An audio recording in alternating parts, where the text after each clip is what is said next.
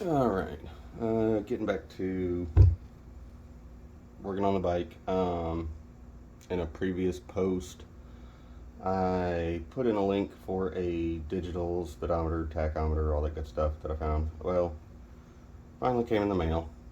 Um, I've got a few connectors taken off because a lot of these wires I'm not going to need. The ones I'm actually going to cut out of this are the wires that trigger the gear indicator, first through sixth gear. Obviously this doesn't have anything to indicate that, so they're not going to be used. However, this red and green one will indicate neutral, and that one I am going to keep.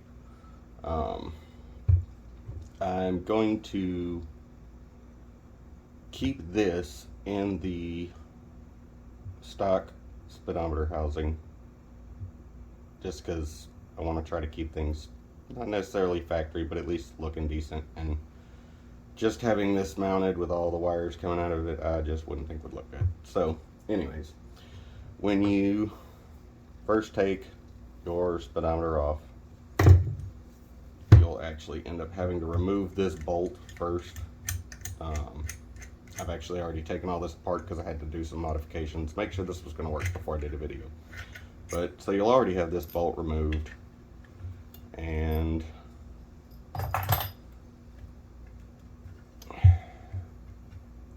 this piece will be on the top triple tree for the bike. You can leave that off to the side, don't really need it.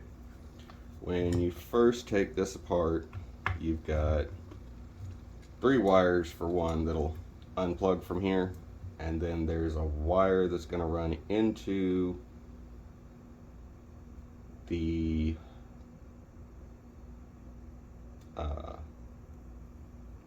switch for the headlight and turn signals. Why they run it through there, I don't know. But once you have unscrewed this like I'm doing right now, you'll actually be able to pull this out, open it up, and disconnect the light bulb out of there and just leave it. These screws I'm not going to reuse. At this point, they're not worth it. So it'll pop out, and you'll have your speedometer, the case, and this piece here. Now the way it works is when these screws right here go through this, they screw into the back of the speedometer housing right here. And that's why I said these screws aren't worth anything, because the holes that are in here are too big. Now I had a couple of random screws I was able to dig up, and I ended up using a tap and die set to cut threads into these holes that these screws will fit into. If I remember correctly, I want to say they're a metric 05 with a 0.8 thread pitch. Don't quote me on that. The only problem I found so far with mounting this into the factory sleeve is the button on the back of here, along with being used for programming and whatnot, it's also used to reset the trip odometer. Once it's in here, you can't get to it. I'm playing around with the idea of possibly cutting a hole right down here. It'll mount on the bike, everything will be inside there, and I'll just have to stick my finger in there and hit it. I don't know. Trying to make it where it's not ghetto. But either way, so the screws that I did find, the way they end up working is once the speedometer is removed, you can stick this back in here. I'm not sure if you can see that, but it lines up with the 2 holes on the bottom. From there, these screws, I'm not good at this video stuff, guys, so I mean, we can all have a laugh with it. Any constructive criticism, be my guest. It keeps creativity alive. So just go easy on me though, because like I said, I don't do this video stuff often. Alright, so after I tapped those, it allows me to put these screws, butterfingers, allows me to put these screws into, there we go, this bottom bracket, and they thread into there. I'm just trying to cross there it goes. They thread into the bracket itself versus threading into the back of the speedometer.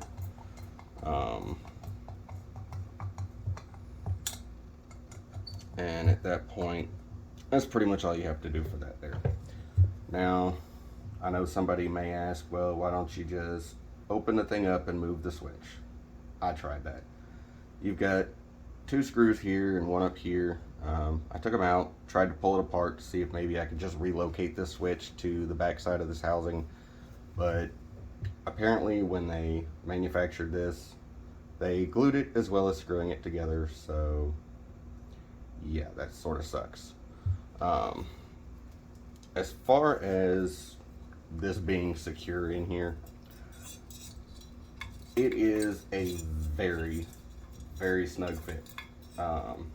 When I first put it into here, I actually had to set a 2x4 on the top side of this with a rag, and I actually had to beat on it a couple times to get it to go together and actually go all the way in. It's loosened up a little bit, but not enough that I have any reason to believe that it may even remotely try to fall out. But you can fish all your wires through there. I don't quite have them all. Hold on. Oh, come on.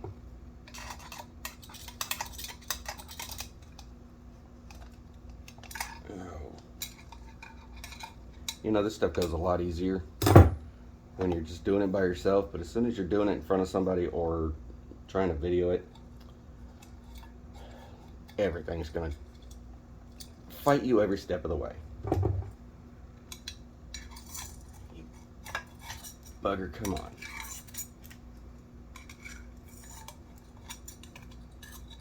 Alright, there we go. So all the wires will fish through the backside just like so. This bracket is obviously the bottom part, so when you put it together, you're going to want to let me make sure this is straight. Okay. Yeah, give or take. You're going to want to make sure you've got it orientated with the 6 up at the top. And then, like I said, it takes a good bit of force to push that in there. Let me grab a couple of wires here real quick. Bear with me. Going to power this thing on if I can figure out what I did.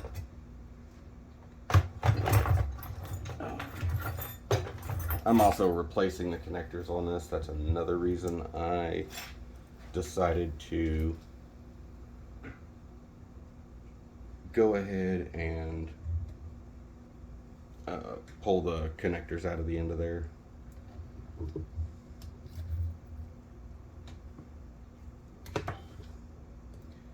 At the same time, for the life of me, I cannot remember what the name of this tool is. It's sold at most auto parts stores. It's made for pulling electrical connectors apart. Like I said, these wires here, they all cover 1st through 6th gear on this thing. This is the one that covers neutral. This connector is going to cover your indicator for your turn signals, your brights. It's got a connection for a fuel pump or a fuel sending unit. Of course, an O2 Shadow doesn't have a sending unit. I'm toying with the idea of maybe doing one, but we'll see. But this little tool here, all you do is you just kind of grab a hold of the wire and push it up while you hold the plastic connector, and you'll stick it down in there and you'll hear a little bit of a click. Sometimes you'll feel it instead of hearing it. There it goes, and the wire pops right out the back. All of these are going to be replaced because I'm putting different watertight connectors on here. In fact, I'm actually going to go ahead and do one of these just to give y'all an idea of how this kind of works out. Let's see.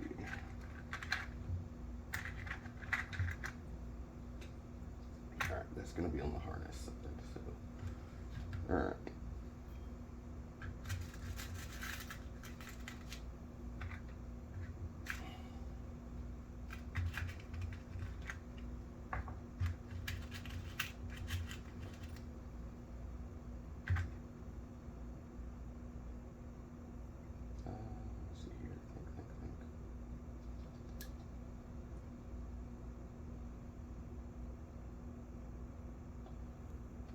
I believe, yeah.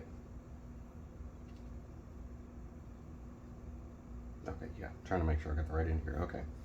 So when it comes to putting these on, it's pretty doggone simple.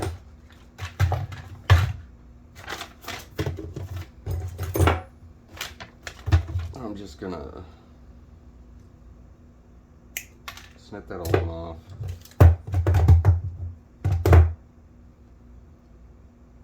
Before I strip my wire, I'm gonna slide this on just to make it easier. I don't have to worry about strands of wire getting caught up in it.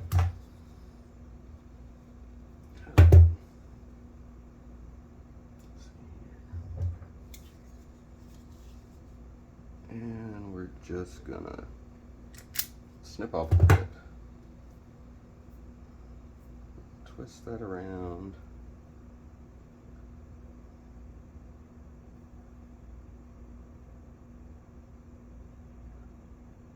Now it's seal. I've actually got it backwards. Like I said, not perfect. I don't generally do these things, but hey, I'm not going to make it seem like I know everything. Nobody does everything without screwing up something. Alright, and that's going to go together like that. And nifty little tool here. I crimp the wire first just because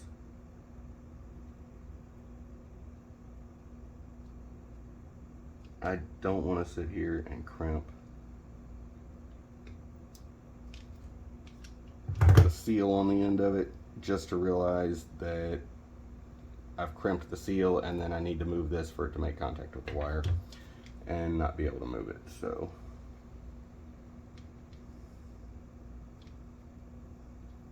and then it's a good idea just to kind of rotate that wire and kind of pinch down on it a few more times just to make sure you get a good bite on it. And let's see.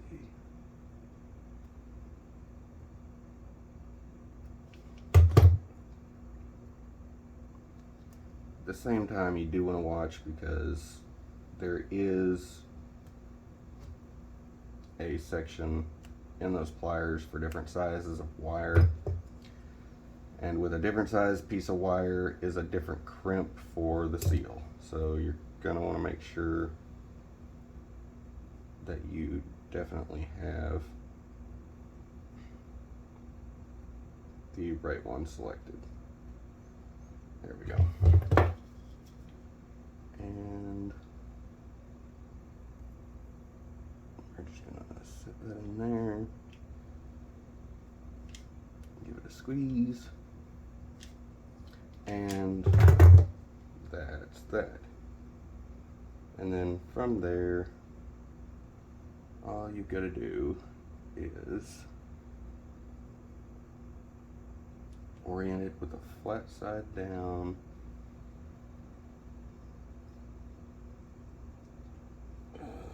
me stick it up in there.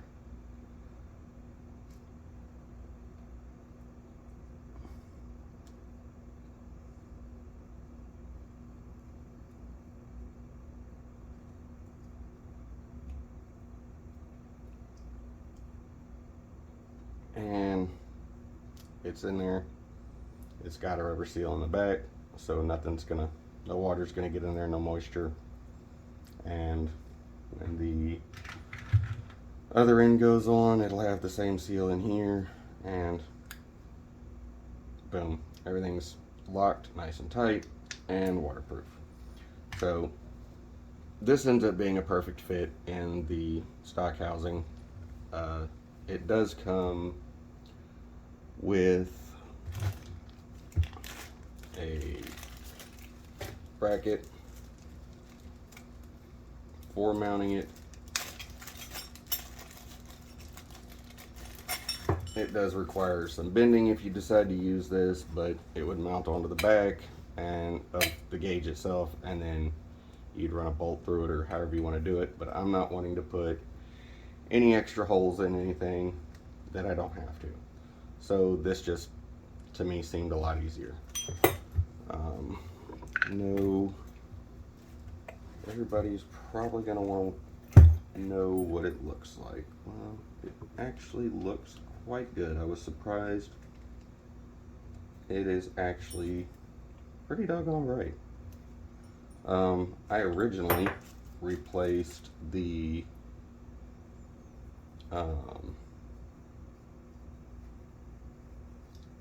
halogen bulb that was originally in the speedometer with one of those bright white LED ones, and it did okay.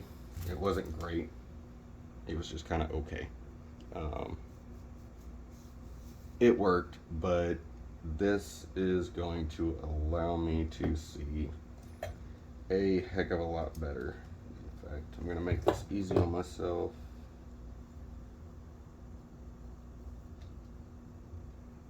And I'm going to pop this ground wire out of here so I can just clip onto it.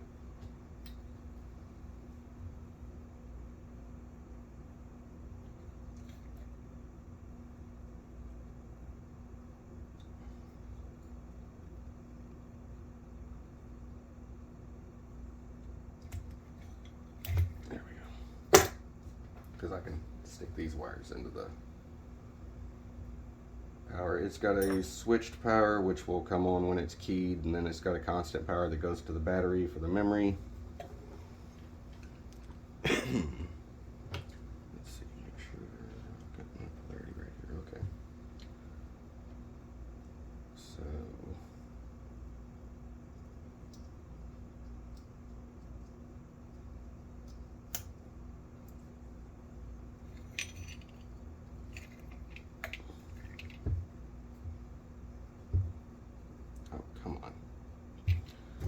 it's determined it wants to try to fall over here. Let me make sure that can actually be seen in the camera before I turn it on. Okay, yeah, it's good. All right, so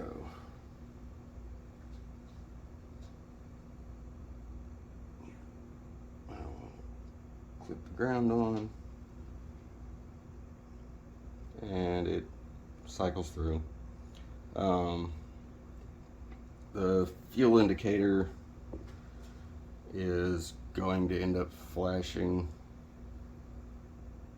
without it connected. There is a way to stop that. I think the video that I linked in my last post that showed this light, I believe it showed something about grounding it so that it wouldn't continuously flash. It'll just continuously show that it's full.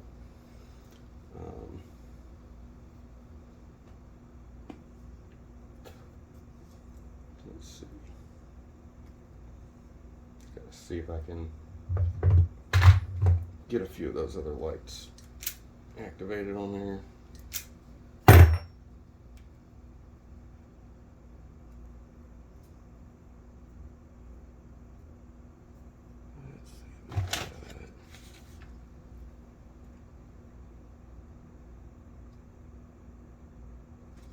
blue and orange, so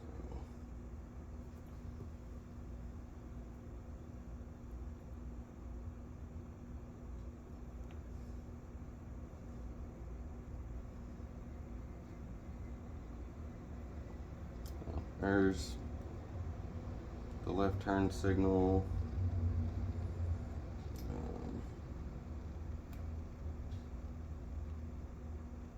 Right turn signal.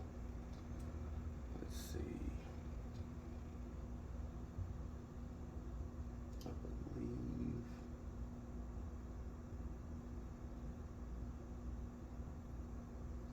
I believe this is the neutral indicator light.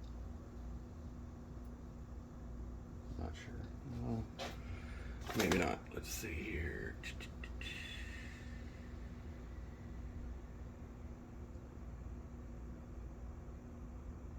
Yeah, it says neutral is green and red.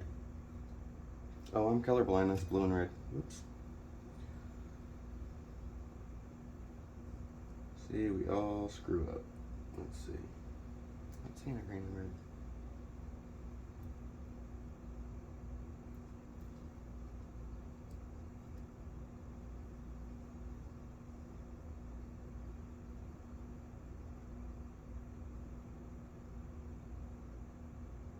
Let's see what we can get out of this one here.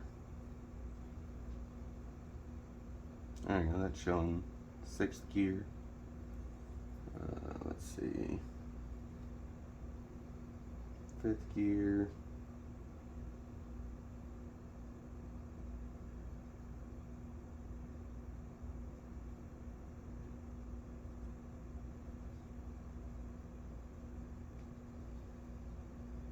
Fourth gear, 3rd gear,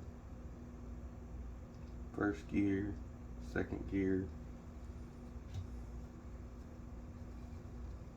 Oh, no wonder I couldn't find it. I already had it connected to a different connector. Here we go.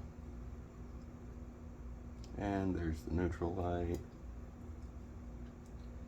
And then let's see here.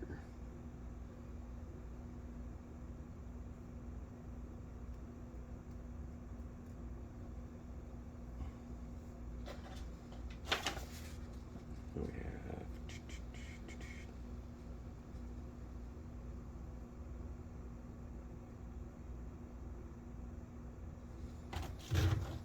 so let's see, we should have the high beams, I believe, is here.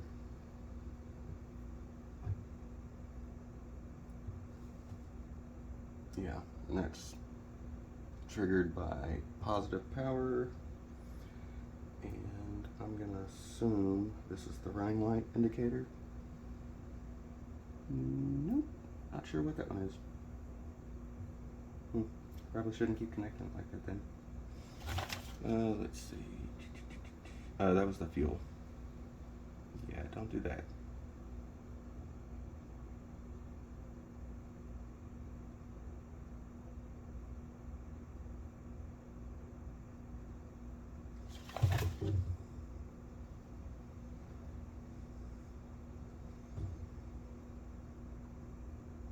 But yeah, that's pretty much the gist of it. Like I said, I'm going to go ahead and just leave it in here.